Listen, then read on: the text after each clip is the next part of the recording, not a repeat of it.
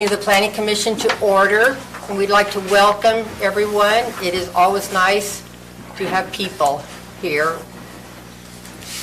We get kind of lonely, so thank you for coming. I've asked Member Wilson to give an opening prayer, and then if you will stand and join me in the Pledge of Allegiance. Our Father in heaven, we bow our heads before thee at this meeting. We're grateful for the opportunity we have to gather together in this capacity as part of the county and to discuss the business of this county. We recognize our obligations as citizens of this. We're grateful for what we have. We would also invite your spirit to attend this meeting with us this night, that we might be able to make decisions according to what is appropriate, what is right. We're grateful for all we have. We recognize your hand in our lives, and we say these things in the name of Jesus Christ. Amen. Amen.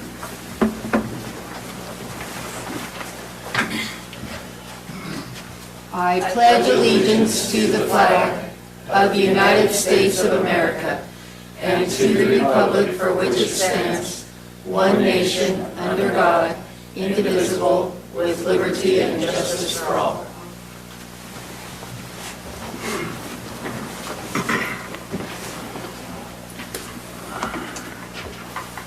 Okay, next on the agenda is the approval of the agenda. Do I have a motion? So moved. Second. I have a motion by Member Stevens and a second by Member Bass. All in favor? Aye.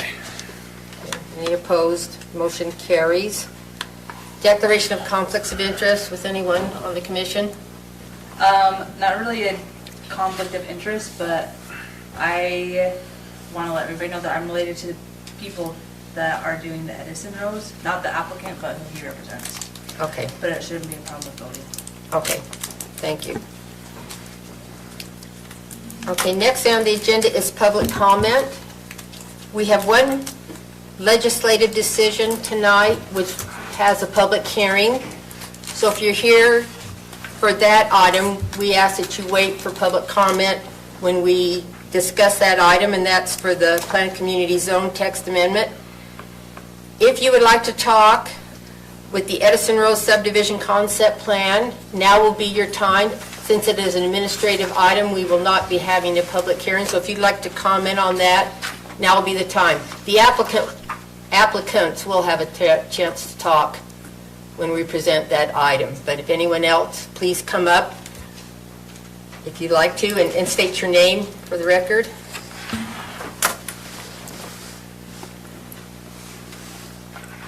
My name is Shelley Page, and my husband and I live across the street from Lot 6 on Richville Lane.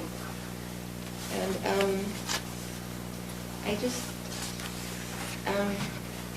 tickled that it's the way it's subdivided, that it's pretty much in concurrence with the RR1 with 200 feet along a county road. I noticed that on the plat that some of the lots don't have the 200 feet, and I just wanted to know if the plat needed to be tweaked so that it would be in alignment with the zoning for RR1. And then I had a question about the smaller lots, just with, we all have wells and septic systems there, and I was just wanted to ask if the smaller lots have the required acres to have both a well and a septic system. And let's see, and then this is just a general question or a comment. In our neck of the woods out there, what I'm saying doesn't have anything to do with, well, it's sort of related, but I was just wondering if when we approve subdivisions, and I'm not saying this shouldn't be approved, but if thought goes into how many wells are being drilled, and if we're all pulling from the same aquifer, and how that affects existing homes with wells. And I know we can't restrict people from the right to use their land. It just seems like it's something pretty important that we need to think about, is what the area can provide. And the same thing with the septic systems. And then one comment I had was, I was hoping that if 9 homes go in, that it's a county road, I was hoping that the county would consider lowering the speed limit to 25 miles an hour like a residential area instead of 40, because when we first moved out there in 1999, it seems the speed limit was 35, and it was a little more mellow on the road, and now it's 40, and it seems like everybody goes, hardly anyone goes 40. And so it would be nice if, since we're getting more homes, if the county could make a decision and make that 25 miles an hour on that road. And I've been told that the county doesn't make that decision, but I looked at the Utah State Code, and the state sets the speed limit on state highways, and especially in 2022, there was a bill passed, I think, that gives more power to counties and municipalities to set the speed limits within their boundaries. Anyway, I appreciate you guys. Thank you. Thank you. Anybody else? Okay, we'll move out of public comment. Move on to item number 6, discussion and decision with Edison Rose subdivision concept plan.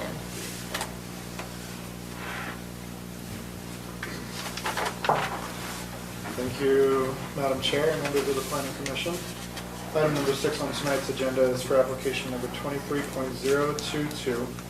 This is a proposed concept plan for a 9-lot subdivision comprised of 36.65 acres identified by the parcel numbers and serial numbers contained in the staff report, and is located approximately 1,500 feet west of the intersection of West Richville Lane and South Morgan Valley Drive in the Richville area. Simply enough, for this concept plan, staff has found that it meets all minimum code requirements for frontage and lot size and other things as far as the split zoning goes for this area with RR1 and A20. There are no fire or engineer comments at this time. Staff is recommending approval, and I can answer any questions along with Josh, and the applicant is in the audience tonight. Thank you. Any questions for staff? I just like to go down the things that Shelley talked a little bit about, Okay. if I can. What is the deal, Jeremy, on the 200 foot of frontage on each of the lots? Do you know what is All lots have the required amount of frontage. 200 feet? Okay. There, you'll notice there's only 3 lots that have dwellings on it, is that correct? Dwellings on it? No, I think it's vacant. Vacant, right? It's vacant land. Right. Each lot proposed is minimum 1.5 acres or more. It meets the minimum requirements for our code, as well as the minimum requirements for Weber Morgan Health. Weber Morgan Health requires, I believe it's 1.5 acres for well and septic now. It used to be 1 acre. I think where she was reading the frontages, they have numbers for frontage, but there's also a curve involved. That's correct. And the curve adds the extra foot, if you look to the table. Yeah, there's two lots, I believe, that have a total dimension less than 200 feet, but then next to it, there, it'll say C7 right. or C12. That refers to curve data in a table which gives you the total distance of that curve.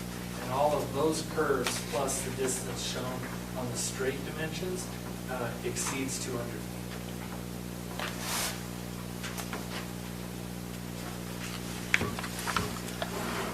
Are they, I assume you're planning on, they're going to drill wells, is that correct? They're not hooking up to the water, culinary water? Yeah, so this is a concept plan, so they don't have to provide proof of wet water, they don't have to provide will serve letters or anything like that. They just have to state how how the subdivision is going to be served. And this subdivision will be served by wells and septic. During preliminary plat and final plat when they submit, they will be required to put the 100-foot radius well protection zones on each of those lots, which will dictate where the septics are located. We have nothing to do with the certification of wells and septics. All of that comes through Utah Division of Drinking Water and Weaver Morgan Health. If Weaver Morgan Health and Utah Division of Drinking Water sign off on it and they give us certifications that they meet the minimum requirements, then they've met the minimum requirements of our code as well because they've met the state statutes. So we have no reason to deny them based on that they're proposing well and septic, because people are allowed to drill a well on their property. As long as they can show that they've got the well protection zone, they go through the certification process, and the leach field is nowhere near that, it's approved by the state organizations. Okay, thank you. Just one question on that, not because it has anything to do with this, but I'm just curious, do we have anything with our planning that says that they could do shared wells to do less drilling in aquifers? No, we have nothing in our code that says they can or cannot do that. That, again, is dictated by what they want to do with the state. Okay. If they present that they want to do shared wells with the state, then they're going to get certifications for a shared well, shared septic.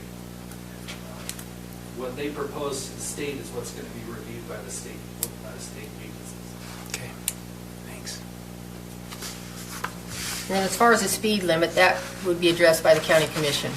That's something that can be brought before them. What I had said is, if it's a state road, it's probably set by the state. Right. And I wasn't sure if it was a county road or a state road. County road there, okay. Any other questions to staff? Does the applicant wish to address the commission? Yes. Thank you. Hello, Commissioners. My name is David Knowles, and I'm a lawyer in Ogden. I was appointed by a court to be the trustee of the S. Edison Rose Family Trust. Try to help this family get some things moved forward in the administration of their parents' trust and estate.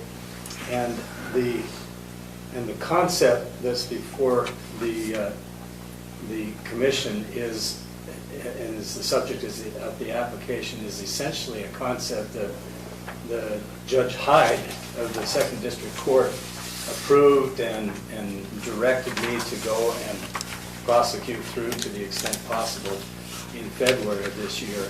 We've had to make a few adjustments, one of them being that our minimum lot size on this concept plan is 1.75 acres. We were informed by the health department that a 1.5 acre minimum lot size, if you're going to support both a septic drain field and a water well, was a thing of the past, and it's recently changed, and they told us we needed a 1.75 acre size, or more correctly stated, based upon some soil sampling that was done out there, they directed us to a 1.75 acre size, and so our minimum size is 1.75 acres. The judge, just for a little bit of background in this, has interpreted the Edison and Betty Rose Family Trust to require, to the extent possible, a distribution of actual farm equally out to 4 children. And the court has been grappling about how to do that for some time, but so the intention of the court is that the 4 children who are the beneficiaries of this trust have an opportunity to receive land and receive a heritage that remains rural to the extent possible.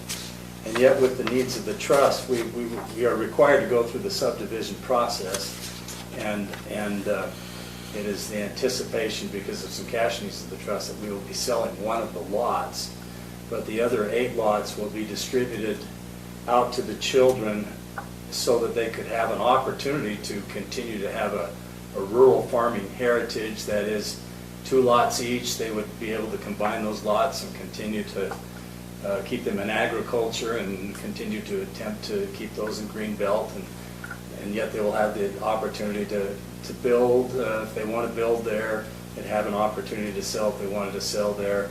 And the way we've configured it, and the courts seem to like it, is they'd have an opportunity to sell and build there and stay there too. And so that's why we've come up with a 9-lot subdivision. I think the frontage along that area was perfect for a 9-lot subdivision if you're going to keep it in a rural state, that is, not purport to cut additional roads back in to try to squeeze out more lots or anything like that. And so we've made an effort to sort of keep the rural flavor, to not do additional roads and things like that, to keep it kind of a simple subdivision, but to comply with the spirit of the trust as interpreted and directed to us by the court. I will say also, and thank you for this, by the way, I probably should have said this during the public comment time, but I really appreciate being at a public meeting where there was a prayer and a pledge of allegiance tonight. I'm not always seeing those at the public meetings I'm going to, so thank you for that. 2 of the 4 beneficiaries, that is 2 of the 4 children of Edison and Betty Rose, are here tonight. That would be Mike Rose and April Hales. And they're here, and they may or may not want to be heard, but I thought it would be appropriate that the commission knows that interested people are really interested in this and hopeful. Any questions of me? Questions? I don't have any. Thank you.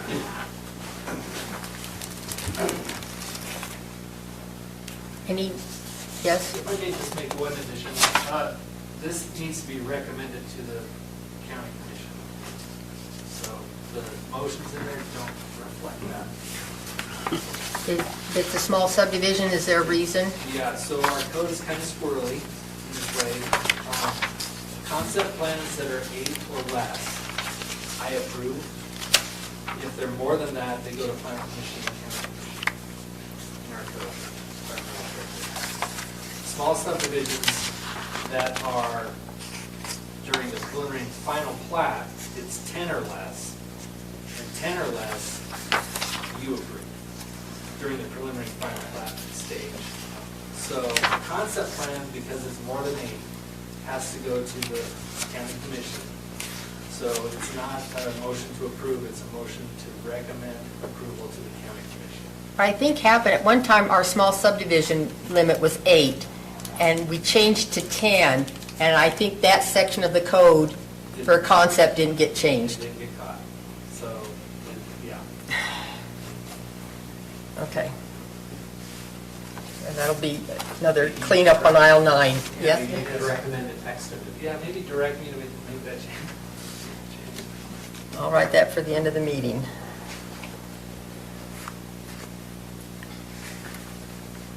Okay.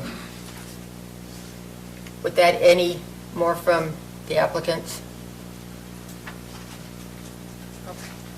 Okay, we're ready for a motion then. And again, it's a recommendation.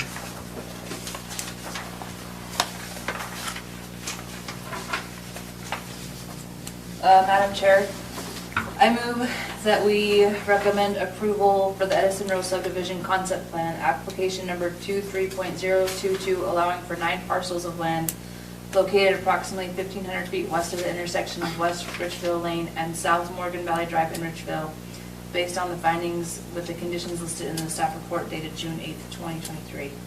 I have a motion by Member Bass. Do I have a second? I'll second it. A second by Member Phillips. Any discussion on the motion? All in favor? Aye. Any opposed? Motion carries. Thank you. Will you be excused without offending me? You can be excused. You're welcome to stay, but you're sure you can be excused. Thank you.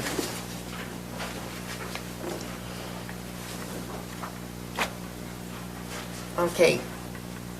Item number 7. This is the Planned Community Zone Text Amendment.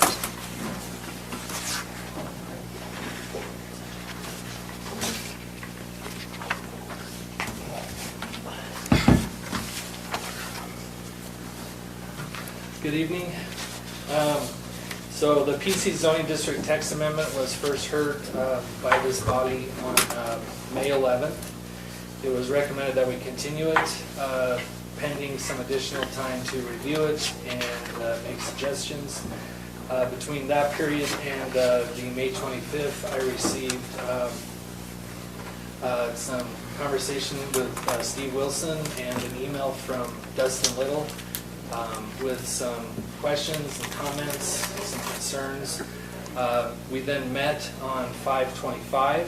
We spent a little bit more than an hour, hour and a half going through, maybe it was a little bit more than that, I can't remember, it was a long time. But we went through the document itself. Between then and now, I have made all of the changes and requests that the Planning Commission has asked, and those are in red in the document. The County Commission has requested that you provide a recommendation to forward it to them so they can start their review.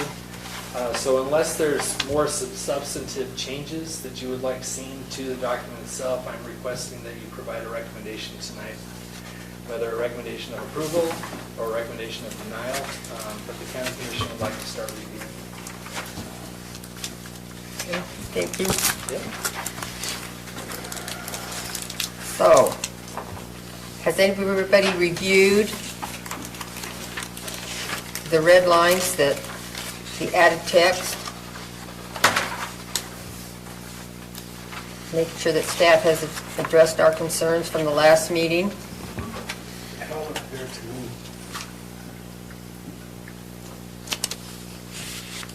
Can I get a quick rundown of what happened? As far Like the as discussion. our discussion, if you notice the red, those were items that we brought up that we had concerns about, wanted some more clarification, things changed a little bit.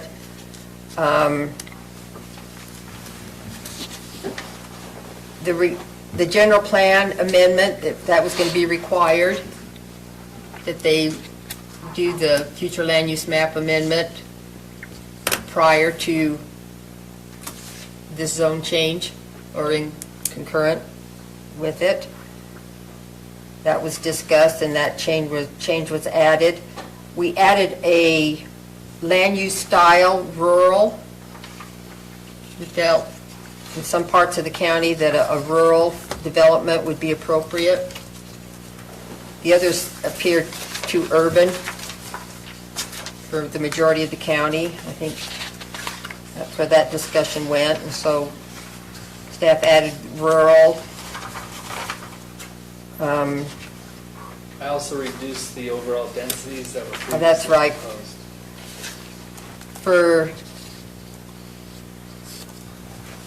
For like village, if you notice the densities are now 4 or up to 15. And I talked with Josh, and my hangup is our old general plan referred to villages, and Peterson is a village. So in my mind, when I see the word village, I think of Peterson, and 15 is a little much for Peterson, but it's just my hang-up from verbiage in the general plan, but, and maybe explain how you see the growth going out with neighborhood village, maybe town center. So if you think of it as concentric circles, and I know cities and towns and communities don't grow in concentric circles anymore, but as a planning concept, you have your central business district or your town center, which typically has the highest densities, and then you move out from that and you have your village surrounding, and that's the next level where you have more higher density apartments that kind of feed into the central business district. And then outside of that, you can have either your rural or your neighborhood areas that are lower densities. And then the further out you go, the more rural it gets. Intermixed with the village and the town center, you'll have your business parks, your industrial, and more high intense commercial uses as well.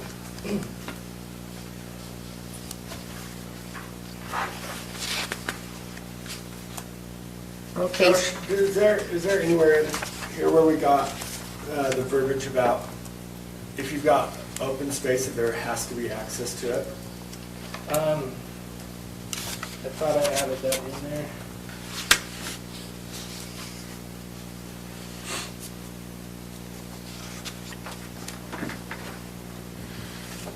I'm not seeing it.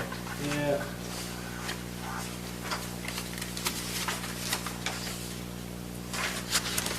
That's something I think is really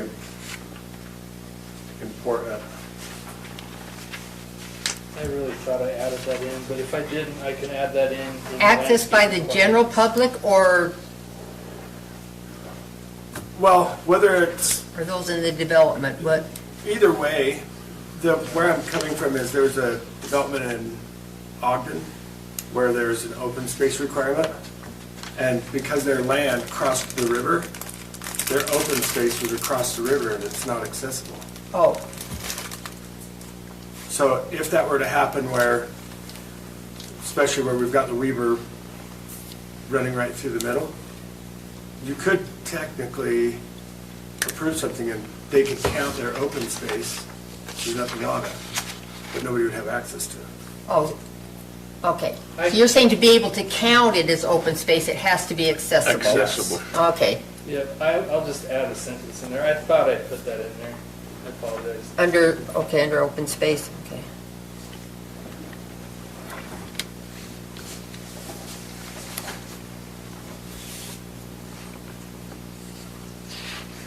And I had the, while we're on the open space one, it talks about the clustering, the open space shall be preserved.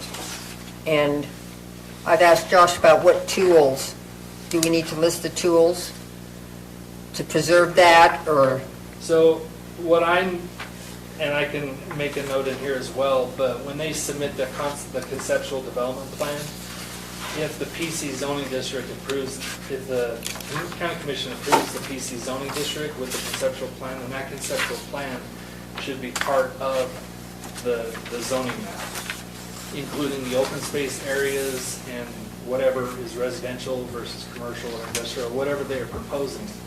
Those open space areas need to be designated on the zoning map.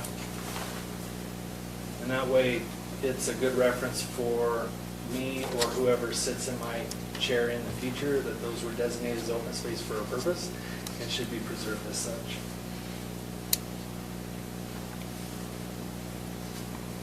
Okay.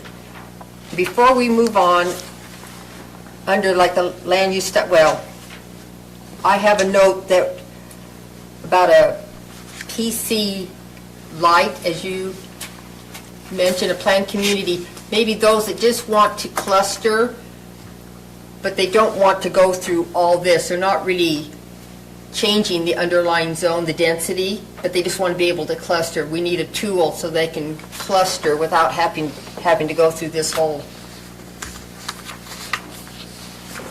zoning ordinance, because this is quite involved. So whether we have another PRUD that's just for clustering in general, maybe more out in the rural areas. Why can't we just make a clustering ordinance? That's what I mean, yeah, something, either have a, called a PC light or clustering ordinance or something. And I don't know whether to add it to this or have a completely separate ordinance So and have that as a finding that we would like. I'm still struggling Okay. and everything, because to me this is upscale. So we're wanting to do something for, you know, like Haley's talking about clustering or whatever, small scale. This is big scale. It's really urban, yes. This is big scale. As far as I'm concerned, you can throw the 10-acre thing right out of it, because if it's going to cost as much money as what we're saying it is, people in 10-acre lots are not going to do it. So we're dealing with the big scale up thing with it. I kind of was under the impression that that's more what they wanted, something similar back like with the PRUDs, but maybe not like that. I don't see any similarities with this and the PRUD. All I see, in my opinion, with all this is it's going to open the growth in Morgan County. that you're taking away the rural character. You can tell me open space is gonna be there, all you want, but I don't feel it, and I don't believe it. And right now, I'm not for any of it. Okay, So, So if you're gonna make a recommendation of denial, then I would suggest you do that now so we can save some time. well, I still like to work through the document. Is there gonna be a percentage on the business and research park? It says it's only a portion of the overhead, but how much? Are you giving a specific percentage of the planned community? So 20% of the total planned community has to be designated as open space landscape area. 50% of that is passive, 50% has to be active. If they're not proposing clustering, then the entire area, the business park or whatever they're proposing, 20% of that would have to be open space. Just a question on, because you're referring to number 6, is that right? As far as the open space requirement for 50% minimum, 30% total of the initial development plus 20%? Yeah, and that's if they're planning on clustering. What is, my question was, is because it looks like you have, it's limited to rural areas, so how do you define rural areas? So rural is defined above in red, underneath land use styles. So my question is if they went for any one of the other styles outside of rural, then they wouldn't have to do the open space, is that right? No, they would have to do the 20%, but. They wouldn't have to do the 50%, I'm sorry. what I Right, mean. so per Commissioner Stevens, he mentioned that if they were gonna cluster in the rural area, he thought a total of 50% or some percentage like that should be preserved. So I thought some percentage, whether it's between 30 and 50%, needed to be preserved in either the clustering portion, so you have your preserved area that you automatically are leaving as open space and you're clustering your development, and then 20% of your developed area also has to be open space. But wouldn't, I guess I'm struggling to understand the difference between rural and neighborhood, because if I was going to want to not have to do 50%, I just call it a neighborhood, right? And then I wouldn't be required to have 50% anymore? Well, the rural standard is 1 acre or greater. but I think what this is part of what I was struggling with it too, is how are you designating what is rural for it? What one would be neighborhood, which So one? I'm not designating anything. Right, The but- goal of this is for the developer to come in, there's some general land use styles that they are able to use and to develop their zoning ordinance for that property going forward. And so what, if I'm understanding, this is what I'm seeing with it, and what I think Keith's saying here is, if I'm coming in wanting to do the negotiation with them, and that, I'm not gonna even attack the rural part of it. So the rural here is just to appease us up here, but there's gonna be no control to make it stay rural, because anybody that comes in is gonna push for one of the other things that are not the rural. Well, if they have to do their future land use map amendment first, and the future land use map amendment is recommended for denial here because they're proposing neighborhood in a rural area out in the county, Porterville, Milton, or whatever, you recommend denial and the county commission denies it, then that gives them an idea that they're not gonna bring it forward. Well, I guess, so what I see is something needs to be tied with that to those areas. Help me So in- that we know what's rural, Yeah, instead that of was- just saying Milton or the Porterville areas. Well, I guess what's the thought behind not, or putting the rural areas in versus just making it a requirement for any of the zones? So I thought what we were basically, before we were saying is, because they are clustering or because they are giving something up, then we will allow them to have higher density in some areas and we're going to have open space in the others. But it seems like for most of the styles, that's no longer applicable. So what was the reason for putting rural areas in as opposed to just leaving it applicable to all of it? So they're not required to cluster, okay?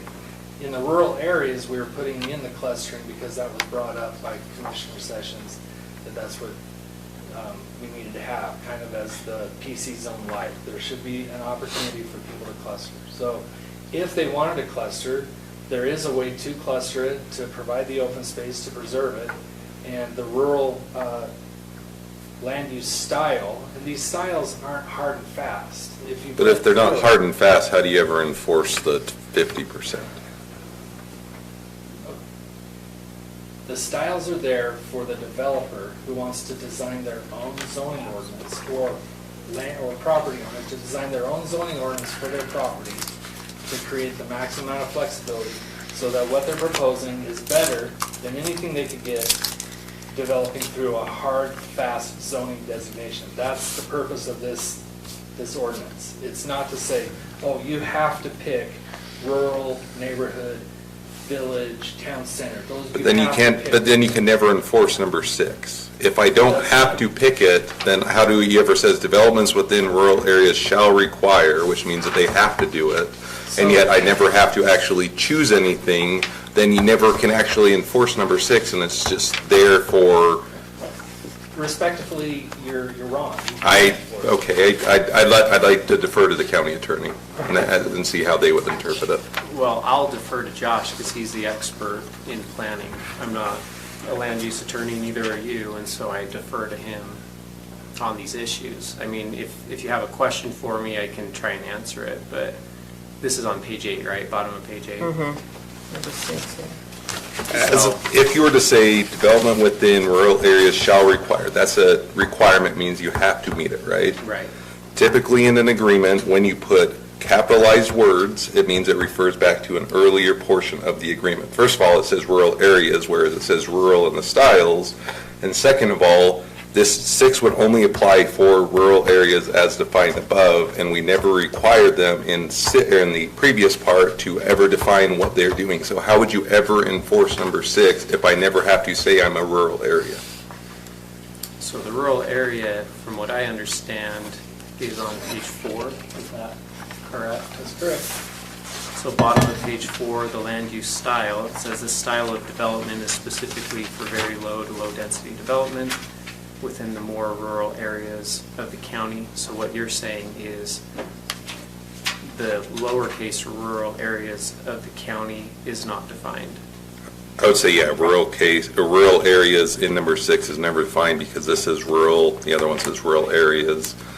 And my other question is, as far as I understand it, land use styles is optional, meaning it's just a helpful guide to decide. So how would you, if you never actually say that you have to choose rural areas as your style, how could you ever enforce number 6? In other words, I'm not required to choose number or what style I am. So then if I'm not required to, I just never, number 6 basically becomes non-enforceable. Did you understand that? I did, and I disagree. Everything is tied to the ordinance that is adopted through the negotiation between the county commission and the property owner or developer.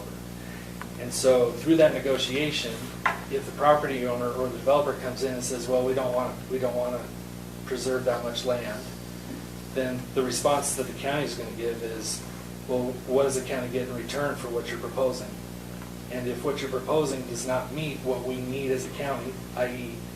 the open space preserved, clustering, or trails, open space, landscape, whatever it is that the county wants, then the zoning is not going to be approved. But once it's approved, everything that's designed in that ordinance that is adopted by council and recorded. No, I get all that. My question, with the land use styles, do you ever have to define which style you're going with? No. So if you don't, if I was a developer and I simply never defined my land use style, there would be no way to enforce number 6. Is that correct? Well, their development is going to have some form of design, and it will fall into one of those categories. Now, whether they want to call it a rural development or a neighborhood development is irrelevant. No, it's not, because 6 is only applicable to rural, meaning if I call it a neighborhood, I don't have to follow number 6. That's where my hang-up is. Yep, and the county commission can say, since you're not going to preserve the open space that's in number 6, then come back with a different plan, because we're not going to approve it. Well, yeah, but I mean, that, we could almost scrap number 6, because the county would have to approve it, even whether or not they chose a I style, but recommend that I scrap number 6 and let's move it forward. I would recommend number 6 is applicable to all of this land use styles. You want 50% open space? Yeah, I thought that's what we talked about for the whole last meeting, was that we were keeping 50% open, and at least I don't recall that we limited it to rural areas, so my recommendation. My recollection, and Jeremy went through and listened to the entire meeting, pulled out all of your proposed changes and requests and made a list of it. It was referred specifically to the rural section, 50%, and how we were going to preserve that. Okay, well, I remember it set differently, but I would still want to have that changed. If you remember, the conversation about that was definitely based around these large tracts of land, especially in areas, we talked about Milton and, areas like that. But it was, the idea was, if you're going to do a larger tract of land, then that should provide for more opportunity to preserve more open space. Right. I don't know that there's any way to get a lot. I mean, if you've got 10 acres of ground, to Shane's point, that you kind of almost need to throw those out the window because it would be so expensive. But then on top of that, asking for 50% open space, I don't think there's any way those would ever get done, personally. But I can also see what Josh is saying. On one hand, I know what you're trying to get at, but at the same time, what they're saying is, you're right, they don't have to designate anything rural. They could go in and say, hey, we want to do this commercial development. We're going to use the commercial in Milton. They could, but still, again, you have to go back and adjust the future land use map and the general plan and all of that stuff as well. It's not gonna matter though. Whatever you do, you're gonna have to adjust the future land. No matter which one of those you pick. Right. You gotta adjust that. Which I think we all know is no small feat in itself. And that's a legislative decision that they're not entitled to. And so, because I think that some of the comments I've heard is you're worried about, well, this just gives them an entitlement to do X, Y, Z. It gives them a vehicle to do certain things, but they still have to come back for a legislative decision to change the zoning before it can be done.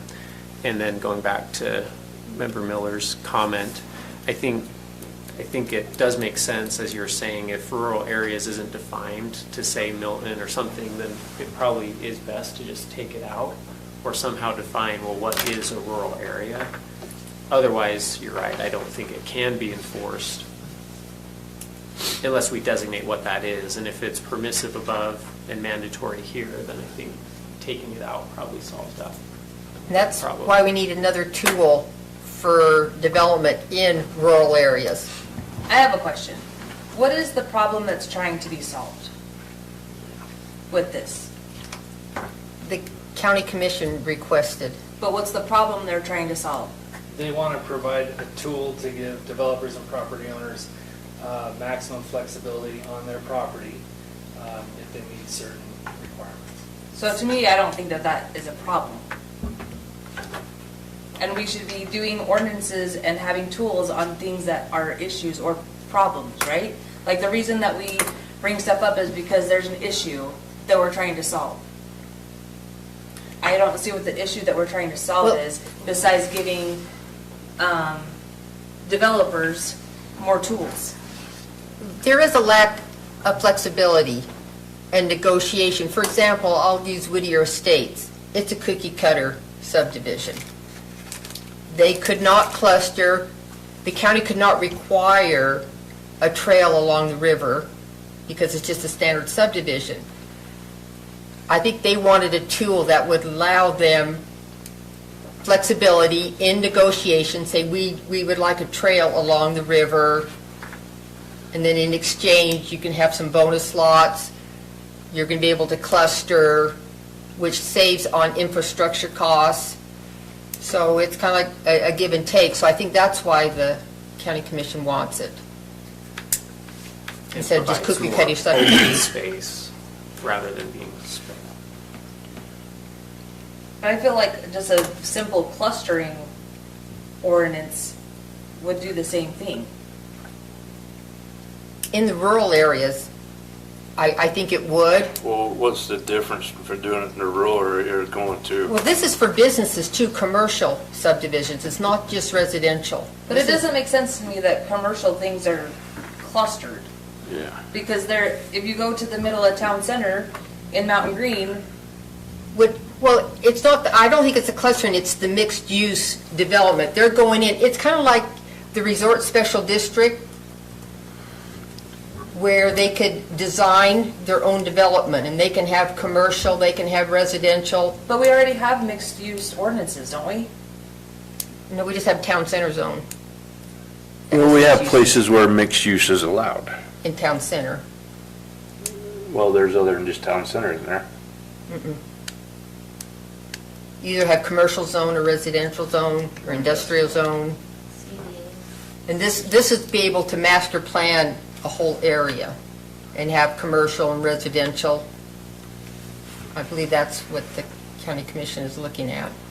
I guess I don't see where it's beneficial because we already have those places set up. So all that we are doing now is expanding from what we have here now to the entire county. It's not going to matter what it is, where you're located, whether you're Milton, Porterville, Mountain Green, Peterson, whatever, they're going to come in and this it applies to it. And they're not going to go with the rural, they're going to go with the higher density one. Now, yeah, there's a negotiation between county commission and so forth, but that's going to change over time depending on who's there, what you think, or whatever. So I said, to me, I don't like the feel of it. I don't like where it's headed. I don't like what it's going to create in Morgan.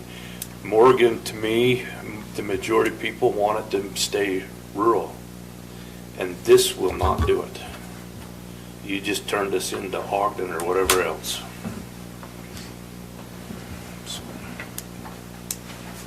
Okay. Get back, I think we're removing number 6. It's problematic. So I'm on the opposite. If I were to ever want to approve it, I would probably say number 6 has to be applicable to all of them. So rather than just say develop within rural areas, just say development shall require 50 or minimum of 50% open space. I'll pass that recommendation on, but I don't agree with it, so. I understand you don't agree with it, but that's still where I would go. Because otherwise, all it does is, I'm with you, it just provides higher density without really having any required trade-off.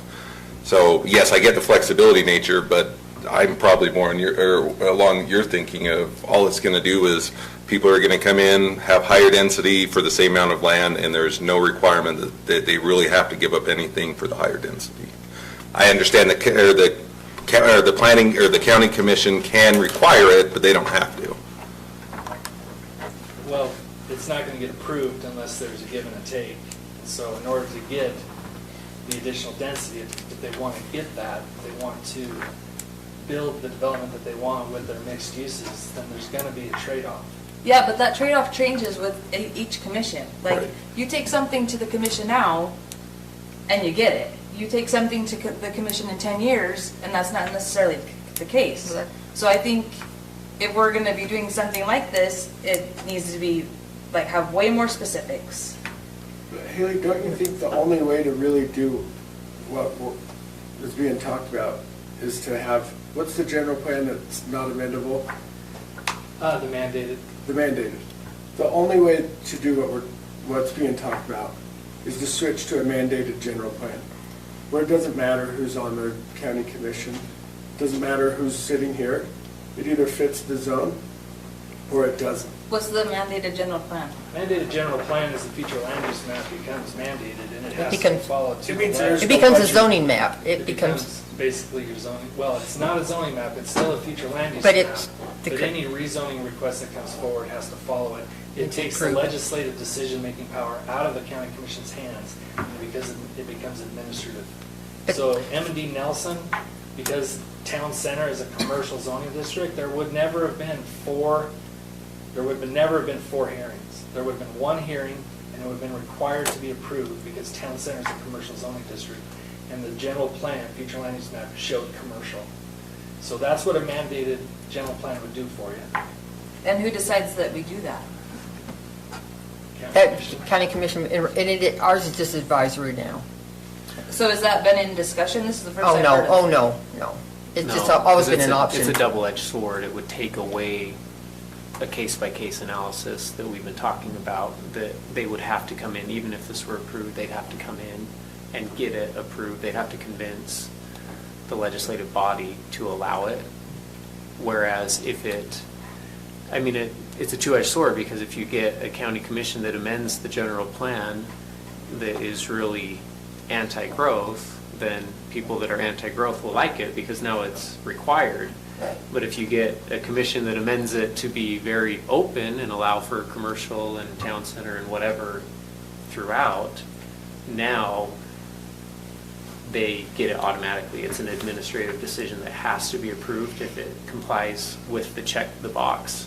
So it kind of is that two-edged sword where, depending on who's amending the general plan at the time, like if you have someone who really wants everything to pass, maybe they get it really loose, and it takes 10 years for someone to come, or, for a new body to come in and amend it to say, oh, actually, we allowed too much, rather than a case-by-case analysis. But the only way to do it, what's being talked about, is that. It's doing a mandated general plan. And some ways I think that's awesome. There's no more fighting. I don't see it ever actually happening, but. Well, but on the flip side, to what Garrett just said, the wrong people get in those seats and all of a sudden the floodgates just open wide up and there is no way to stop it. And That's what we're doing right now. so, in all reality, if we had a Not really, mandated. can I say, Yeah, go that's ahead. not where we're at right now, because there's the constitutional right to referendum, right to challenge a decision. You can't challenge an administrative decision. And so if they made it mandatory and they checked all the boxes, then no one could challenge it. Because if you don't approve it when they've checked all the boxes, now the county will be sued by the developer Right. for not checking the boxes. At least now, there's discretion where if it's a legislative decision, they can say no, and they don't really have to have a reason necessarily for saying no. And so, I mean, it is that two-edged sword, right? It's like, do you want to,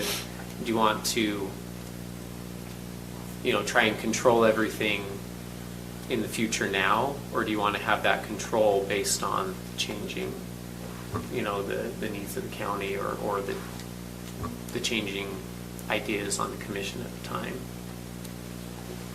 But, I mean, if it got really strict, from your perspective, and I'm not trying to put words in your mouth, but if I'm guessing, you're saying, hey, we don't want any more growth, and so if they did approve something that was very strict, and it was required, mandatory, then it would stop a lot of growth. But if you open it up and you get a commission who says, well, actually, we want to open up growth, and now they make it mandatory, but now the zones all change to allow more development, now you can't stop it if they check the boxes. So that's the give and take. As a county attorney, I would prefer not having a mandatory plan because I think we'll have more lawsuits and litigation to deal with if that happened. And that's not on the table, so Yep. we're kind of departing from the item. No, it's just, the only reason I bring that up is that's kind of the only way to do what we're talking, what's being talked about, is if you go mandatory. But then they If can we- change the general plan. But then they can change it.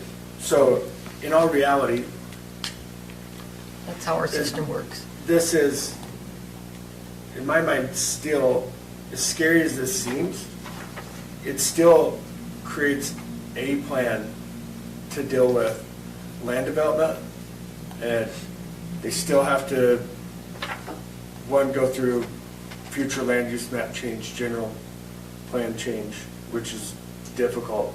And that's just to even figure out what the public's going, the public outcry that's gonna The- come. The thing about it, though, with that is the public outcry is gonna mean absolutely nothing.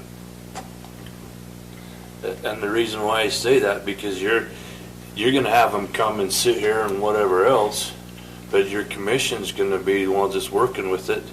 You're gonna have your developer coming in, doing negotiation with them and everything. And that, I don't see where the public's gonna weigh into this at all, unless they're gonna get lynched. They could. There'll always be public clamor, but Well, there's gonna be whether, public clamor. You're always gonna have it. But my thing is whatever you do, you can throw the public out of it. Because it's, when it comes down to it, it's gonna come down to your commission and whoever it is proposing it. But doesn't that almost apply now? Except you remove the right of referendum if you make it mandatory. Well, That I'm not was- saying so- making, I'm not Yeah. talking about mandatory. Okay. But couldn't they do that now? What do you mean? Couldn't they could come and make a general plan, future land use plan change. They could apply for that Well, yeah. anywhere now. The only difference that I see is that, Now you're giving them the avenue to do it. well, not necessarily, because I think they have the avenue to do it now. No, this made it easier for them. And I think you're right on that. And I'm worried about that too. All this is a tool to make it easier for someone to come in, throw the money out, to be able to open up Morgan to develop. That's my biggest worry too. The only thing I see about this that I really like is that instead of somebody getting the entitlement first, I like that they're getting, that all this stuff has to get agreed to But that's before the one, entitlement. that's one little thing. So I know, we're but it's looking the at getting only- the entitlement that we're gonna get. What about how it's gonna change, how it's gonna affect everybody's lives, the reason why they live here? We throw that out, we don't ever talk about that. No, I'm with you. I'm just saying that's the only thing that I like. I'm not even saying I love all of this. That's just what I like about it. There's a lot of this that makes me really nervous. I've gone and sat down with 4 or 5 different developers and read through this with them. And They're probably I true. can see how this could go awry, and I can see how it could be really awesome, but it's all going to depend on what developer you're dealing with. I do like, though, that you've got something in place before the entitlement gets given. I think that's You could really change wise. even the planned communities or other things to do that same thing, right? You wouldn't have to have this.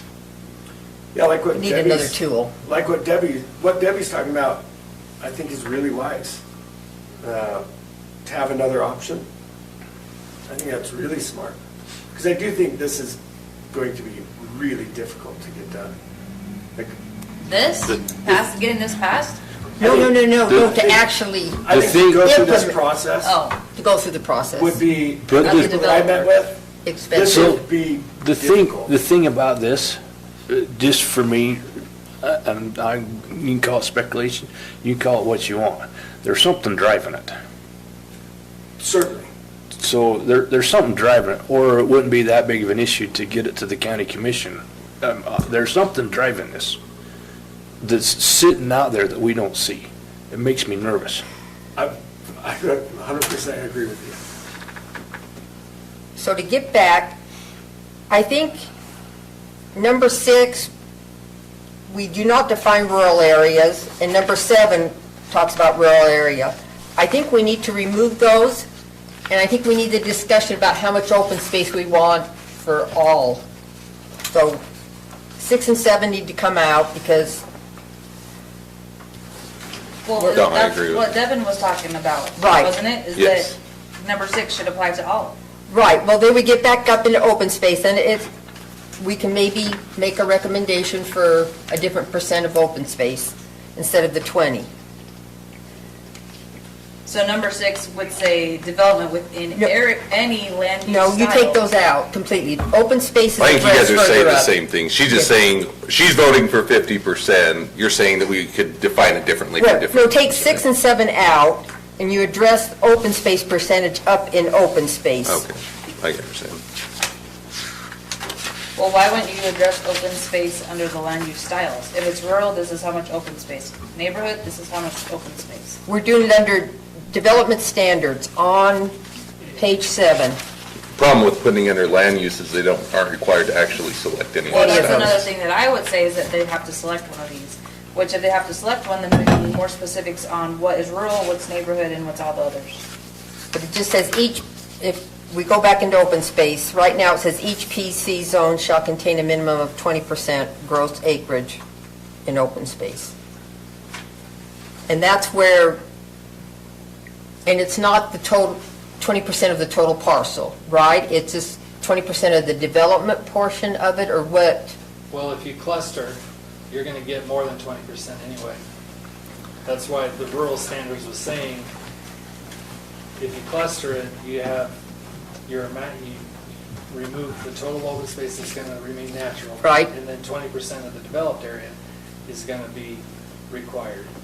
But if you're not clustering and you're developing, then I'm saying 20% of the entire area that's being developed has to be open space. 50% passive, 50% active, so. And that's where we can, if you want to increase that, make the recommendation, we can have that discussion, and that's up in A1 under open space. And they would pertain to all zones, well, all So if they choose to cluster, types.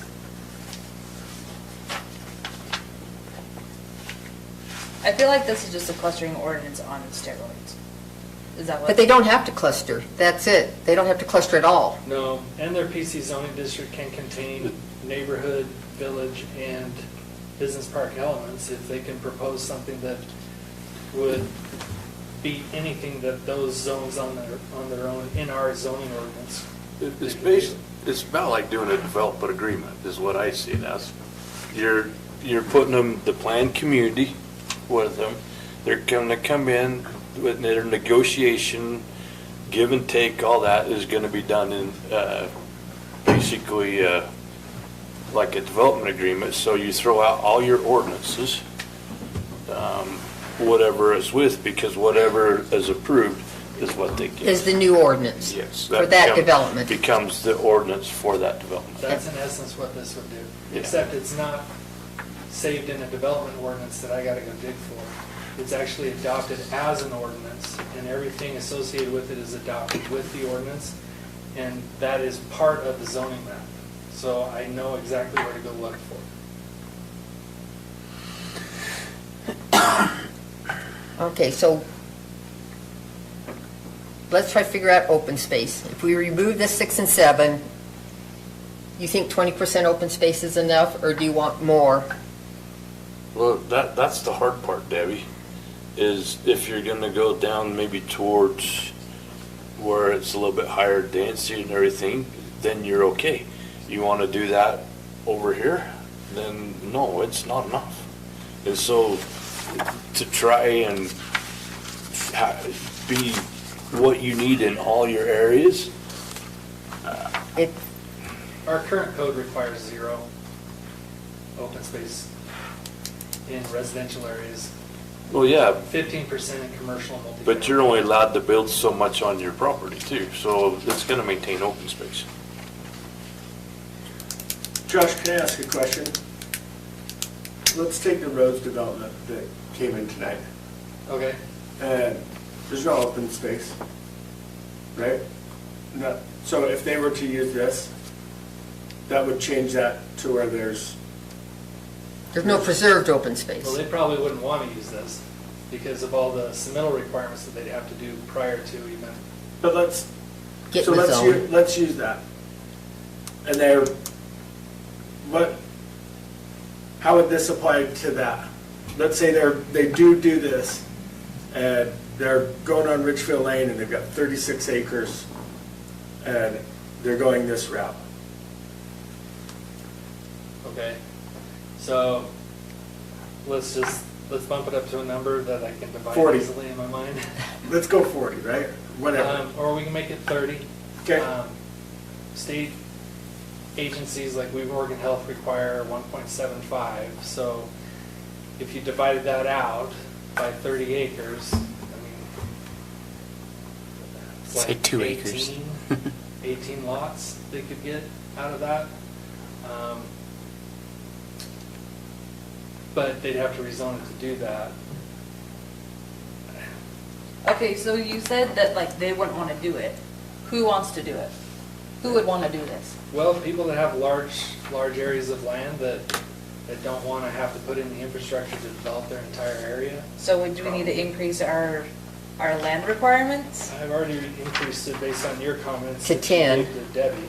Well, yeah, but you're saying somebody with a 36-acre parcel wouldn't even want to use this, and that's way more than 10. No, a 36-acre parcel in a rural area where they're required, one, to preserve 50%. There's really no way for them to get additional density because there's no water company, there's no sewer, so they have to go well, they have to go septic. So in that case, they're not going to do it. What if we don't want to call it rural? What if we want to call it neighborhood? So call it what you want, you're still not going to do it. And the reason why you wouldn't do it is because in these rural settings where there's no sewer treatment plant, there's no culinary water, they still have to abide by the health department standards. Unless Yeah, they have to put abide by something the in. Department Unless they standards. put something in. Well, they can put in their own package plan if they want, but again, you're looking at a couple $1 million to do that. You could put in your own water company, but that requires storage, it requires capacity, and the legal right to withdraw, all of which is expensive to do. So you better have a really large area of land that you want to master plan. That would be like the Cottonwoods, right? Because they did their own water company. Yeah, well, the Cottonwoods, that was hundreds of acres. No, I get, I'm not disagreeing with you, I was just saying that would be a more apt example of they could go in like a Cottonwoods and could have, or where they already had to do a lot of that. Yeah, so Cottonwoods would have used this because they could do preliminary reports for all of that, because the number of lots that they were getting out of that complete development. They did use this, they did a PUD. Well, you don't have a PUD in your code anymore. When we had a PUD, they used it. Yeah. Allow them to be flexible, yeah.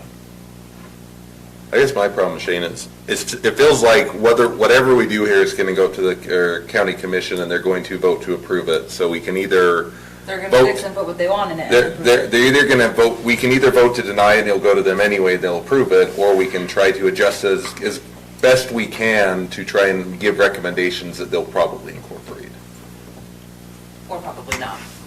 Well, like I say, our hangup right now is on open space. Well, so if you're gonna, with me, I'm going 50%. On throughout. all of them. Yep. That's probably about where I'm at too. Just for me, because if you're not gonna put a higher number with it, then you've thrown away your ruralness. It's gone.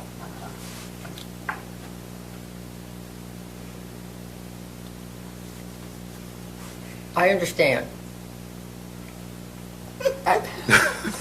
Rural, that's why this does not work in a rural situation, this ordinance. At all. That's what I'm I struggling don't know with. It how- don't fit. And it doesn't. Without really changing everything. But yet to have 50% open space in a development in Mountain Green, let's say Browning was to develop, and you're going to require, and they want to use this ordinance, you know, to require 50% open space, in Mountain Green is asking a lot. But they don't, if they wanted to use this ordinance. Right, they could have- they but that's the could do only it. flexible Yes. tool they would have. Sure, I get that. So Because there's no other flexible tool, so. that's where I struggle with this though, is because you either got to get specific on what areas this is allowed and what, or it's a general throughout the board. Well, it's a county ordinance, so it's going to be general. So there's where we fall into our problem. I understand. And so, to me, no matter what number you put on it, there's both sides of the coin. And so what are you trying to accomplish? What is it you want the lifestyle to remain at here?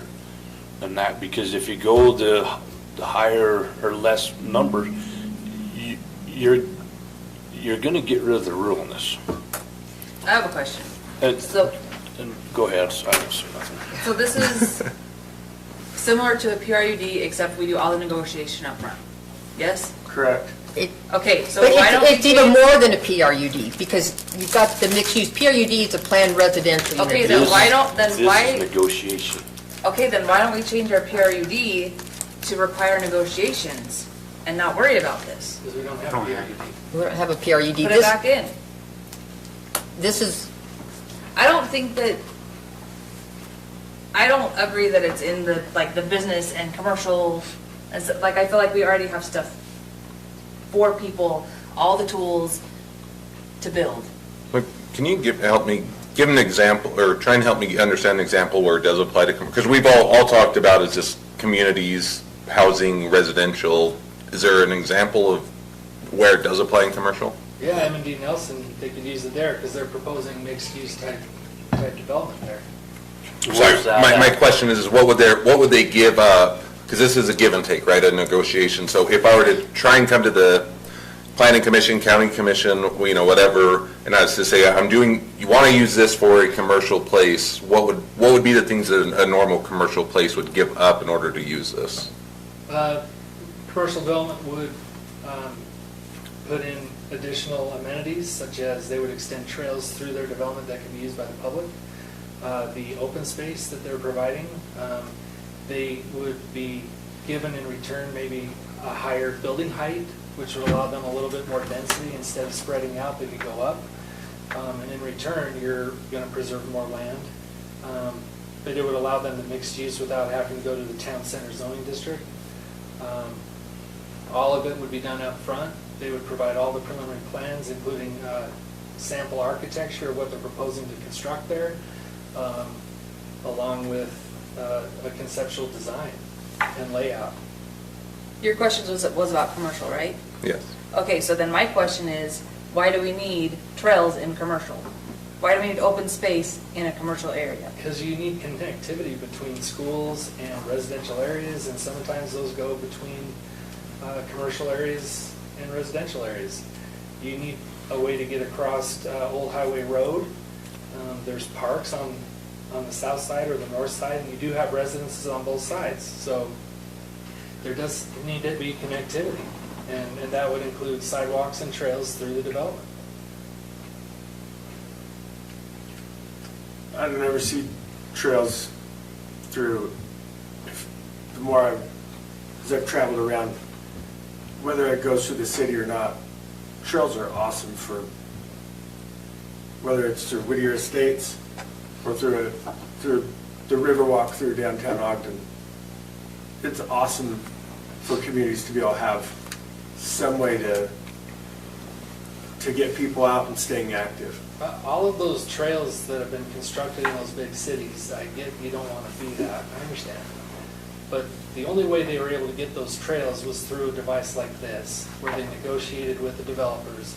They gave them something in return for the trail system that they put in. And through a master plan trail system that they've master planned for their community, they show the connectivities and they know the properties that they want those trails to go through. So when those properties come up for development, this would be a tool. Right now, we don't have anything in our code that would require a developer to put anything in. Anything they put in their development it's bonus because we don't have a requirement for it. And that includes, basic amenities like ramadas and barbecues and subdivisions and things like that. They don't have to do any of that. But even this, they're not required to do any of that right now as it stands, right? This document right here would require them to provide at a minimum 20% open space for the entire development. And of that, 50% of it has to be active. Active open space is defined, and the 50% has to be passive. So if you go M&D Nelson, which is supposed to connect to the town center, and you require the M&D Nelson to go through, and we can't because they went through the town center, so they're going to come back and go through the development agreement through the town center. But anyway, if they had gone through this, and we had required them to provide trails through their development to connect to the town center and the adjacent residential areas, in exchange for additional height or additional density or whatever, there may not have been the huge fight and turnout because they would have had a conceptual plan up front. They would have had architectural design, preliminary at least, to show what they were proposing to put there. There are requirements in this that have to be met if a developer wants to get their ordinance adopted. And I thought it was a great idea that the Planning Commission required them to go through a future land use map amendment first, because that really will gauge the community support for a zone change going forward. But can't they still just go through a planned community and not have to do that? No, so what I wrote in the very front is that the first step they have to go through is a future land use map amendment. And then that would be required before they even submit their full piece of zoning. No, I get that, but I'm saying, can they alternatively still go through a planned community instead of this? Or the same, or they, in other words, they don't have to have that up front if they go through the different avenue of doing it? There is no other avenue to do it. How did they do it right now? What did they use? There isn't. Town center. Or the town center, okay, sorry, that's what I was looking for. But that's very limited. Okay, I just was trying to And it's kind understand. of, I mean, to Josh's point of why the referendum even came is because they didn't know the plan. And the commission, Commissioner McConnell was like, hey, if you could give us an idea of your plan, then maybe it would help assuage some of the concerns. Developer came to the meeting and said they misunderstood that, I guess, and then it, and then the referendum came, and then they came up with a plan which is much less detailed than this would be, what Josh described, and they dropped the referendum because it's like, oh, so this actually kind of solves that problem. It goes to what? Yeah, and I get all that, and I don't Yeah. disagree. My question was, why not get rid of town center then? If you're gonna have, why do you need both of these side by side? Because the current general plan contains the town center area as a general plan designation. And our zoning ordinance includes a town center zoning district, which is not necessarily connected to the town center designation of the future land use.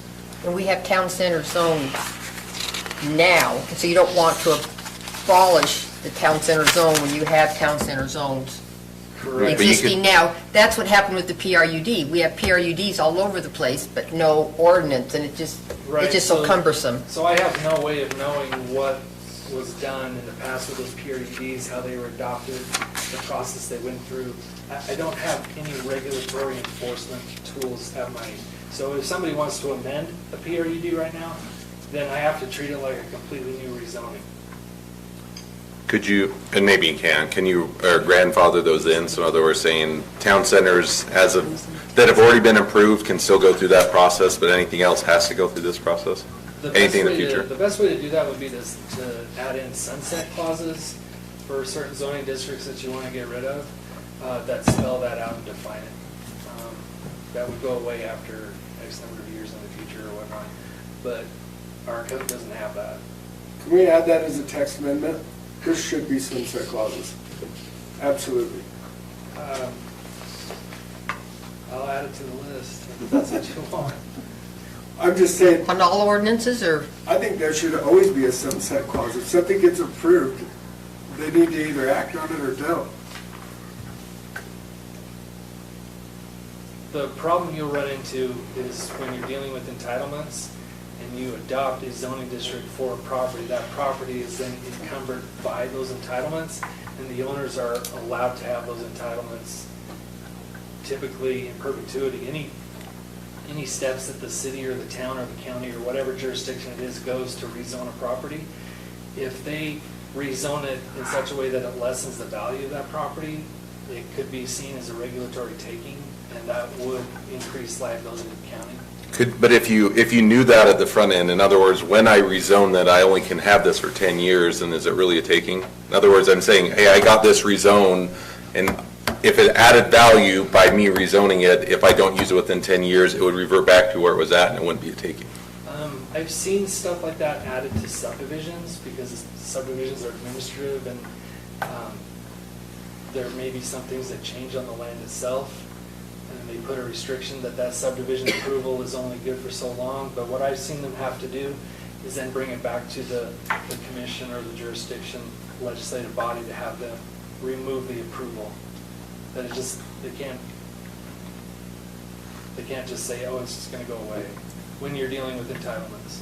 If you're dealing with a zoning district and that zoning district is going to go away and it's not going to be in any future document, then those are the types of things that you can put those types of clauses on, because it's assumed that those zones are disappearing and they're no longer applicable in the community itself. Steve, would you please grace us with your wisdom Would you- on this? Let's take Not a supposed to break. make fun of your fellow commissioners. Let's take a break from our discussion and open it up to public hearing, maybe listen to what they have to say, and then we will continue.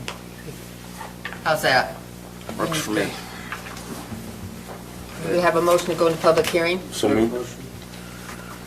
Okay, I heard motion by Devin Miller, I'll take.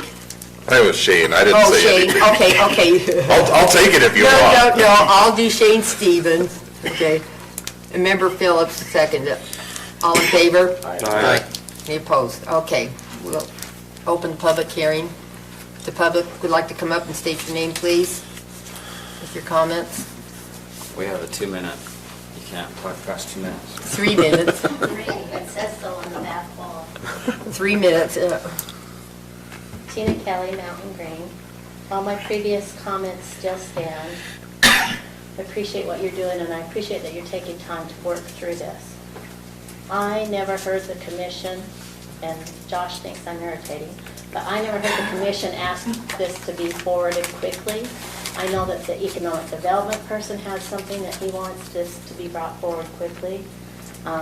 If the commission said it and I missed it, I'm sorry for saying that, but I think it's good and it's healthy when you have a new ordinance to work through it and understand all of the ramifications of it as it moves forward. So I think it's a healthy discussion you're having. Thoughts that I had as you were talking and as Josh was talking. Why do you want to incentivize the developer to develop?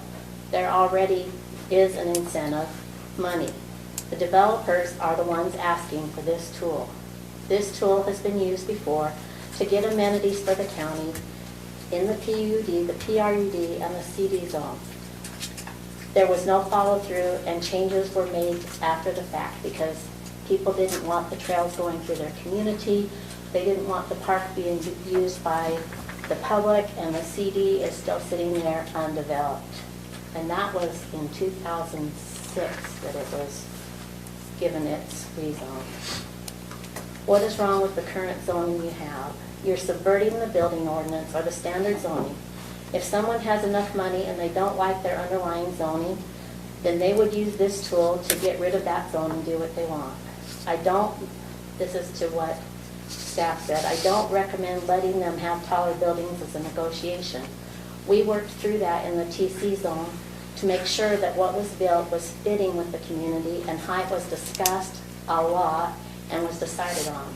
This is the first time I'm hearing this, and it's concerning to me, and it's why I'm glad you're having these discussions, because I would like to know, going into it, and it's not spelled out, what the developer gets and what the county gets. It just says we might get some amenities. What kind of amenities? There was actually a formula in the PUD, and Steve might remember this, I don't know. It said if you did this, if you gave us a park, if you gave us this, and you got a certain percentage of something. And you can go back, that has to be on the books still to look at. they said, the developers came back later and went to the legislature, the state legislature, and says, this is an exaction. You can't be negotiating with us for things, you know? So they didn't want to do it, and they got it done away with. We had to take it out of our ordinance after that. And it just was very difficult to work through. And you can see the subdivisions that are here that were done as PUD, they're very obvious. In the initial time that they were done, the PRUDs had very narrow roads, but they were privately owned. They're supported by the HOAs. They quickly fell into disrepair, and some of the HOAs came to the county and asked the county to take over those roads, and some of them have been taken over, not officially, but because somebody did road work or did plowing on them, that was then considered a public road. So I would really like to know what you're getting out of it and what the developer is getting out of it, and if it's a win-win, because I don't think it is. Thank you. Can I ask you a question? It's not. It's not, generally- Oh, sorry. it's not a back and forth. Sorry. I would have asked you She'd a have been question. happy to answer, but yeah. it's- I'll ask the commission the question. Later, okay. We'll have Shelley's coming up again. Oh, sorry. That's right. We're still coming. Okay, Next. I'm Shelley Page from Richville Lane. I totally agree with Shane. And out in our neck of the woods, we have a narrow valley and we have steep hillsides.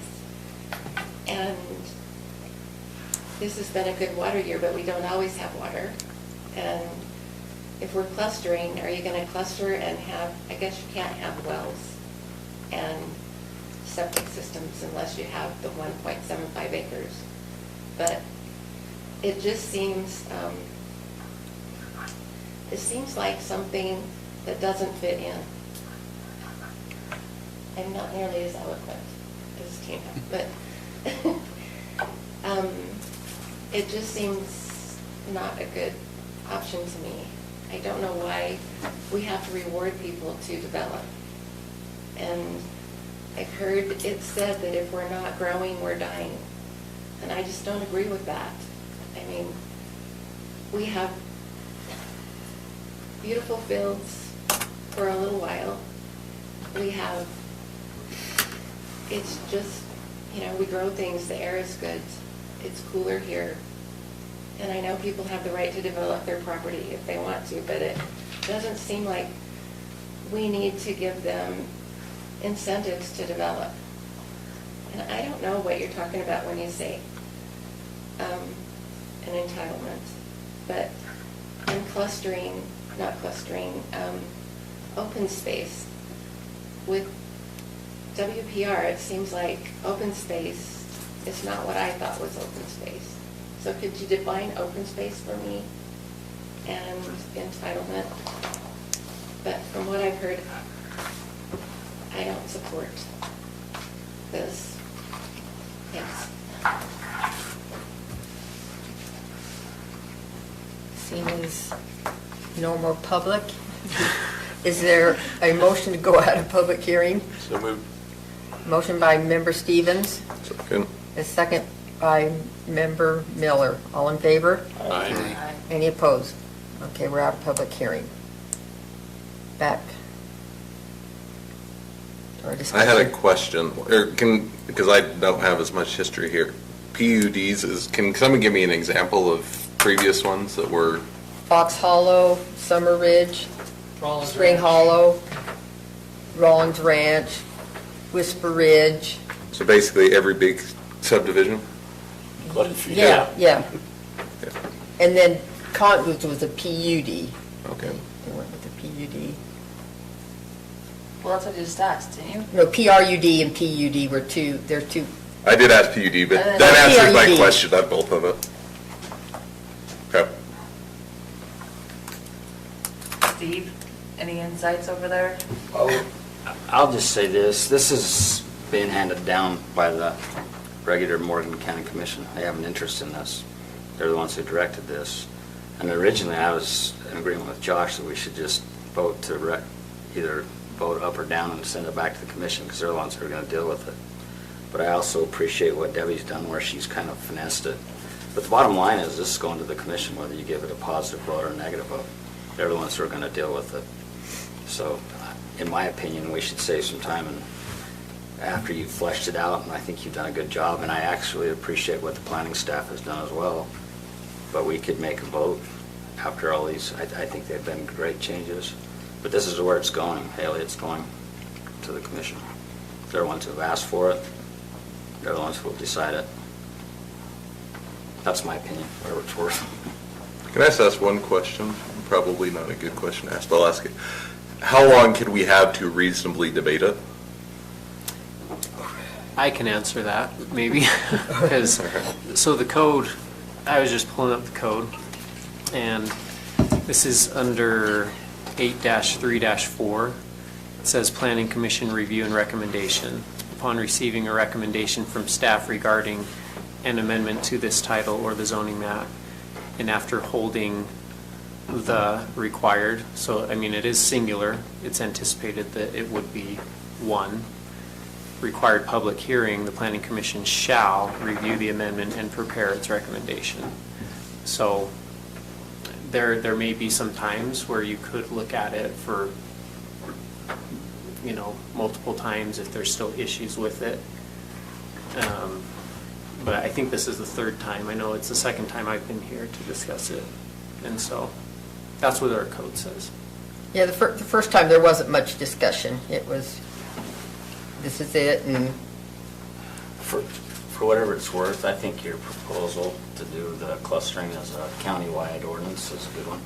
I can see huge pressure coming our way to increase density and to develop things. This is one of the tools, in my opinion, that we could use to keep open space. So I like Debbie's idea for that, whatever that's worth. and probably a separate ordinance rather than trying to weave it into this one. Okay, here's where I'm at. I'm not for this. I do not want my name tied to it, whether I would forward a negative recommendation. The thing is, and we all know it, is they're gonna do whatever they want. And if we sit through and do this line by line by line, and then they change it anyway, people don't know that we're the ones that did it line by line and put our recommendations in it the smart way, and then they just change it. So what would your findings be for making a negative recommendation? My finding is that, there's not a problem to be solved. Okay.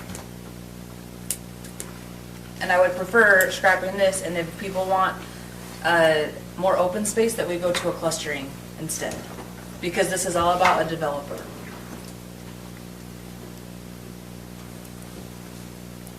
Okay?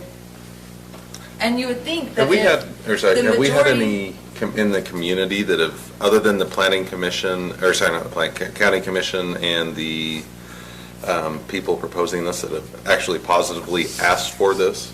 Is there any instance in any of the community where somebody's asked for it? I've received several recommendations for a zoning district like this. Sorry, let me revise. That isn't a developer. No. Okay, that was my question. No one else would use it. I don't know for Other than a sure. developer would be the only one to use it. So- Well, that's what I'm saying. If we were to go with negative recommendations, one of the recommendations is the only people that are asking for it are developers. We don't see the community asking for it. They don't want it. Nobody has spoke up in the community asking for it. Well, that's technically not true, because Mark Nelson has asked for it, and he's a resident.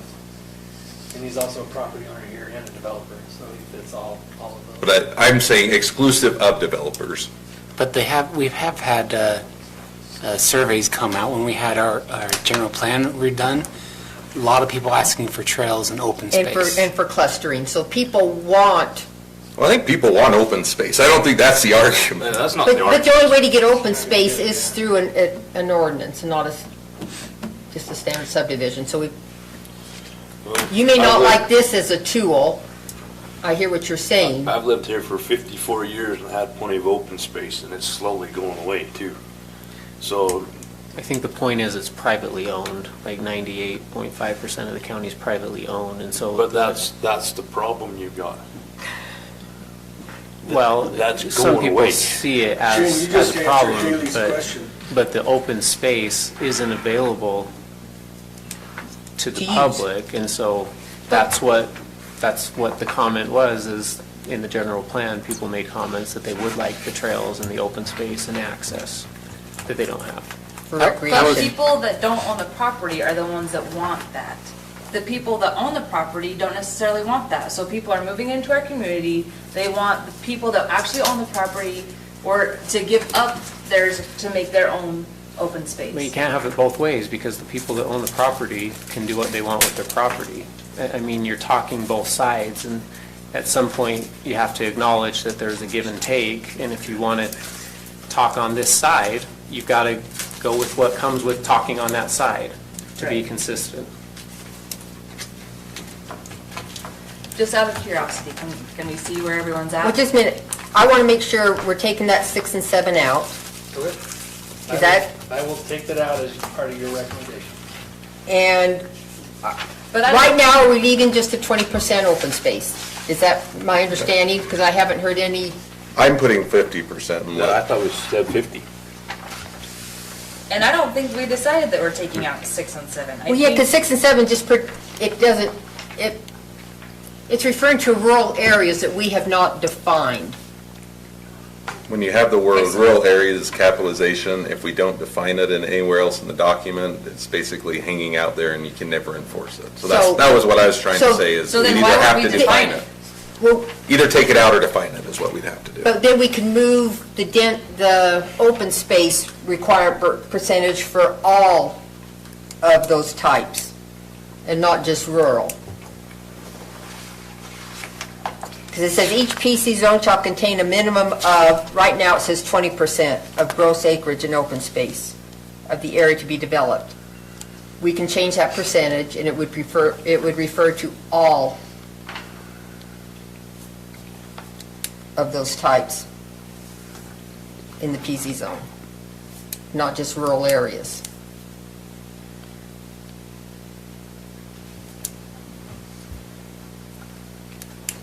So we need to, What I was getting at with knowing where everyone's sitting is if the majority is a no, Amending it doesn't matter. right. Unless, Well, I would last I time would I- disagree, because I've sat in every commission meeting, and they say, we want to know a little bit more why. I mean, so use your persuasion and call them, or whatever it is. I mean, I think the worry that I see here is it feels like you're saying us versus them, and you're trying to do this, rather than trying to actually communicate and persuade them to your belief. But. And so they in- send it back, let me finish, because they said, we're sending it back down. We know you recommended denial. Well, not this one, but on another one, they Another said, one. we know you're recommending denial, but, you know, we are leaning toward having it move forward, and we'd like to know, you know, a little bit more why you're denying it, or if we were to approve it, what changes would you make? And so if you just say, well, we recommend denial, now you have no persuasion to actually send it back up and try to say, if you do approve it, then these are the suggestions we'd make, but we recommend denial. That could be an option.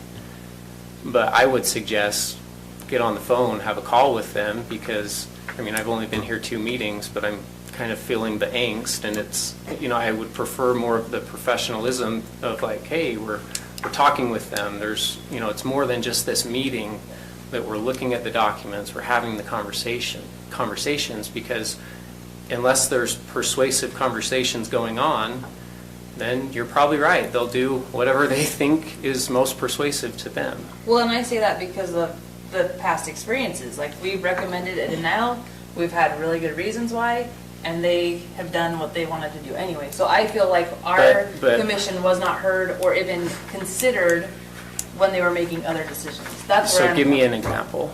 The rich rezone. Okay, but do you acknowledge that you were inconsistent as a body when you took 2 A20 zones, both requested going to RR5, and to say, well, we're going to do it for this one and not for that one, and they were back-to-back items in the same meeting? It's legislature decision though, and so That's it right. doesn't matter. And you said that earlier. No, I did say that earlier, but you don't choose to treat people differently. If I have you're setting a precedent of picking and choosing, and that's not right either. As a government entity, if someone comes into Well, my then you office, just it will doesn't have matter if I adminis- like them or don't. Then you just will I have treat them the same. administrative items. Was that? No, I think the difference between the two legislative items is the one up Croydon only was 10 acres, and it was the RR5. It limited it to 2 lots. They couldn't But it get was more. the same request. The same request, but because it was only 10 acres with RR5, and the limited amount of frontage, there could only been 2 lots possible. And the area plan did not support it. But the rich rezone portion of that property was already zoned RR1. But- And it had a portion of the RR1 residential. Right, zone district but it was on the 30 zone- acres On the future land. Is there of an- RR5, so Right, I mean, there That- are some that was our distinctions, but discussions. but does it make sense that there's no discussion on the second one? There's a big discussion on the rich rezone, you get to the next one, it's like approved. So that's where I think that there's maybe a little misunderstanding is, as you're looking at everything, Can you have a joint meeting? it doesn't matter. we've had joint work meetings, we used to. I think it I'm would just saying, it seems like potentially be a good thing. I'm getting filter, or all we're doing is getting if the commission is already going to approve it, I'd at least like to understand what they're coming from. And you can attend every public meeting, and they're all online, I mean, Well, but it's, us attending a public meeting is different than us being able to sit down and talk to them about, Why this? like, through line by line. yeah, the for plan. sure.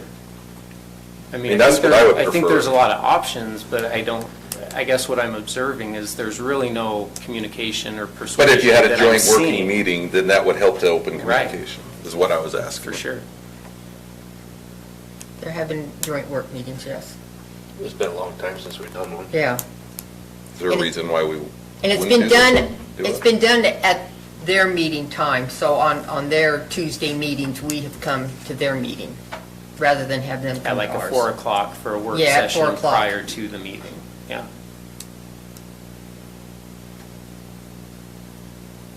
That's what I would propose. If it hasn't been done for a while, or people don't have to, it just seems like I'd at least like to better understand what's driving it than I probably understand right now. That way, then I feel like we at least get a say, or at least our concerns are heard. I'd be fine with the joint meeting. I'd love a joint meeting. It'd be great. Are we, If you guys want to have a joint meeting, I'll be happy to attend it. I have no problem.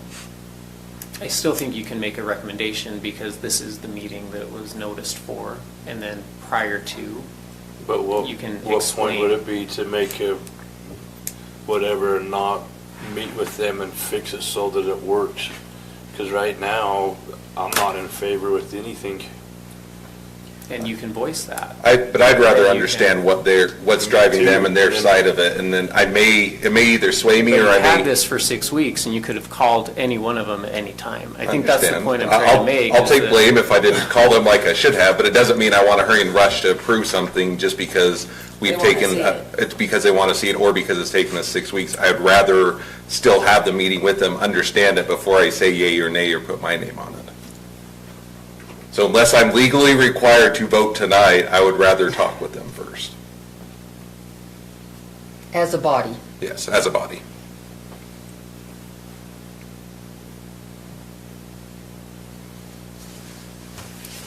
Is he smiling? And I'm not going to say that you're Versus legal, shall. I'm not saying you're legally, it does say you shall forward a recommendation, and it does say the public hearing, but I don't see anything in the code that says you can't have 4 meetings on it either. So I'm going That's with just that what interpretation. What it indicates there. So, and who's going to sue you? I mean, right, I mean, there's, like, I can give you the practical side, but I will say, in response to the public comment earlier, is I've been here for 2 years, and they've been asking for it the whole time I've been here. And it started before I got here, because Lance told me that they'd already been asking for it since the beginning of the year when I got here. So if it's already been for So- 2 years, 2 more weeks probably And- will hurt. And that's, yeah, and that's the discussion we had earlier is, you know, at least it's moving forward to some degree, because there wasn't even More of a document. flexible subdivision, I didn't envision this intent. I was thinking more bringing back the PRUD ordinance, so, Well, I think that this is what, because I think Robert McConnell was the one that was suggesting it, and in multiple meetings that are not public meetings, he's been asking Josh about it the whole time. Josh I'm has been here sure. too, so. Hasn't this been in my? It's not just here, but it's, yeah, that's true. That's true. I don't know how I make a motion, but I make a motion, we have a joint working meeting and then before we vote on it. I don't know how So you we put can this. move to postpone. So make a recommendation to continue it for another 2 weeks. postpone until our next meeting. But only if we can get in a meeting with them in the next 2 weeks. Well, I'll make sure that we get him in the on the next 2, 20th. in 2 weeks. We're on the same week schedule with the county commission, so they will be meeting in 2 So, weeks on the Tuesday. 4 o'clock on Tuesday, the 20th. Was that? It might need to be earlier. Oh, yeah. How long would you like to meet with them? Long enough to hash this all out. Oh, come on. I'd give a couple hours. Well, if I- it if I would had still to. come back to you to make a recommendation. Right. It- And it so would just you be- wouldn't be making a decision, but you would be able to ask your questions, get, I think an hour would be Hour. adequate to ask questions, to have a dialogue. And like you say, then that 2 days later, we will meet back here again. Okay, have her make a motion to do all that, that's what I make a motion to do. Second it. So I move to postpone the item number 7 until our next regularly scheduled meeting. And And have a work Do we session. need to ask Well- them if they're amenable to doing this before we just do it? you can make the You just motion tell them what and maybe Monday. say subject to their approval. That sounds good. make the motion Is at the the work but meeting. can a work meeting be part of the motion, or don't we Mhm. need to Can postpone we this first? postpone it and subject to having a meeting with the county commission? No, because then that would Postpone either way. unpostpone it if they don't do it. I think just make 2 separate motions. Postpone the meeting to the 22nd, and then make a motion that, To have staff contact the That you county meet. commission to have a work session on. So I it. have Why a is motion that- by Why is that a member, motion and not just an office item? and it could be that too, I guess. well, I have a motion to postpone by member Bass. Right. Do I have a second? I'll second. Second by member Stevens. Any discussion on that motion? All in favor? Aye. Any opposed? Okay, it's postponed till our next meeting. I don't think it needs to be a motion, I think it should just be under staff No, item, you need a motion right? to continue to a date certain. We Otherwise did. I have to We read just those. did No, that. That's already It is. done. Oh, Yeah, to the 22nd. They're talking about the work session. oh, I thought you were talking about the motion we just had. No, Is it better to have it as a motion to request a work meeting, or does it matter? I don't think you need it, but just for your information, it'd probably be at 4 o'clock on Tuesday, the 20th.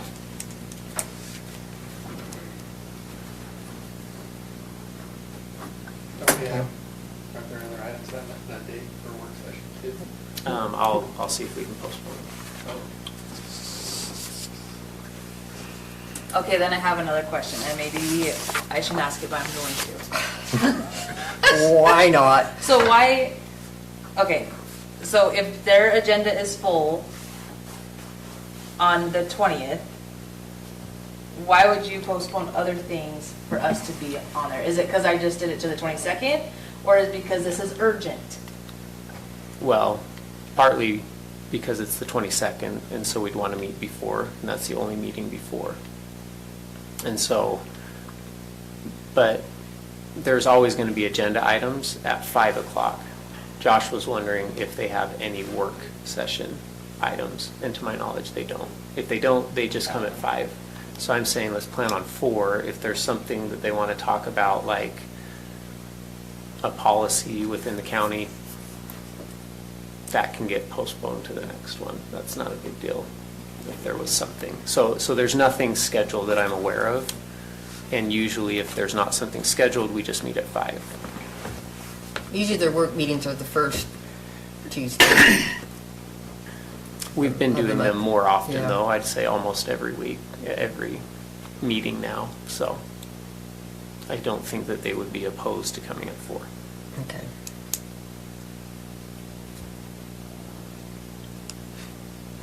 Whoever makes a request, can we indicate to them that we are highly requesting a work meeting before we make a decision to, or vote on this? Josh can do that. However you want to say it, to say we're a bit of a loggerhead, we'd like to talk with them and understand it better before we, or a lot of the body feels like they can vote. I will speak personally with all of them so that they are aware. Perfect. Okay. Moving on, business staff questions. And is now the time, and I don't know if we need to make a motion to request that you fix the small subdivision concept requirement? I can do that. Do you need it in a motion, or you're, It needs to be a motion from the body, because it says the planning commission. we have a, I'll make that motion. okay, I have a motion by Member Phillips. What was the Sorry, I motion? missed the motion. What's the Okay, motion? what it is, right, you want to explain the dilemma that you were in? Edison Rose is right in the middle of where our code defines small subdivision for concept plan versus preliminary final plat. Small subdivisions, concept plan, 8 or less, I can approve, it's administrative. If it's over 8, it has to go to both planning commission and county commission as the concept plan. Okay? But a small subdivision is also defined as 10 or less for when they can submit a preliminary or final plat. And I'm not sure if that goes back to how state statute defines small subdivision or not. It was- But our code defines a small subdivision as 10 or less. So they are proposing 9. So it's a small subdivision. So for preliminary final plat, they will just bring both preliminary and final plat to you, and you will approve those plats. However, because they're 9 and not 8 or fewer, I have no decision-making authority for the concept plan anymore. It has to go to you for recommendation and county commission to approve. But the motion was about a text amendment, right? That's Right, to change it so that it, That's, I just didn't hear what the motion was about. Yeah, so I that remember the- the conversation I just. right, so the concept, To change It's the 10. concept plan to 10 or less. so it's can the vary. same as, yep. So that was the motion by Member Phillips. Is there a second? Second it. A second by Member Little. Any discussion? All in favor? Aye. Any opposed? The motion carries. Anybody else have questions for staff?